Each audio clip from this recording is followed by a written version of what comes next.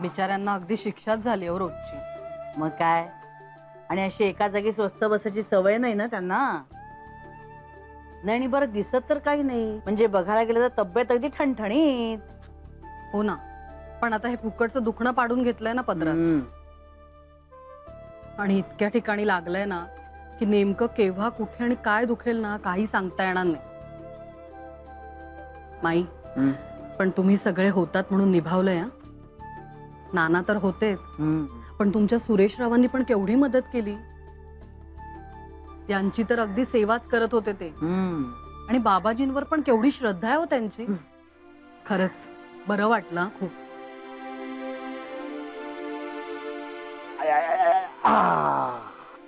बसा. दमलात राणानू? म्हणजे काय, दमानच घेतलेला बारा नाही. आता रोज अशा चक्रा मारत जा. सांधे आखडतील नाही तर अंग मोकळं व्हायला हवं. होय तर, पण हवेवर बरा वाटला. पडून पडून नुसता वैताग आला होता. काय करणार ना दिवसभर, टीव्ही तरी किती बघणार हो.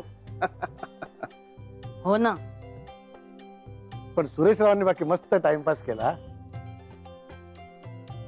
हो, काय एक एक किस्से सांगत होते. खीण म्हणून नव्हती तोंडात. मी का म्हटलंय, मी बरा झालो ना की एक दिवस त्यांना जेवायला बोलूया. एकदम सागर संगीत. बोलवा बोलवा. हो, बोलवणारच आहे. अहो पण आता घरी चला, तुमच्या औषधांची वेळ झाली. चला चला, मी येतो सोडायला. नाही नाही नाही नानू, नाही नको.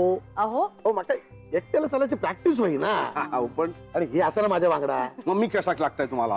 असं नाही. पण सुरेशरावांना सांगा मी विचारले म्हणून. सांगतो. येता बाई. हो, या सांभाळून जा. सावकाश. खाली बघा, घसराल परत. काय हो, सुरेशराव बाबाजींबद्दल बोलत होते की काय यांच्या बरोबर? नाही, तोंडाला खिळी नव्हती म्हणाले म्हणून म्हणतेय. सध्या माधवी नाही येत ना, हक्काचा प्रेक्षक नाही ऐकायला. पण राणा राणींवर अगदी भुरळ घातली हो सुरेशरावांनी. सुरेशरावांचं एवढं कौतुक आयुष्यात कोणी केलं नसेल आजपर्यंत.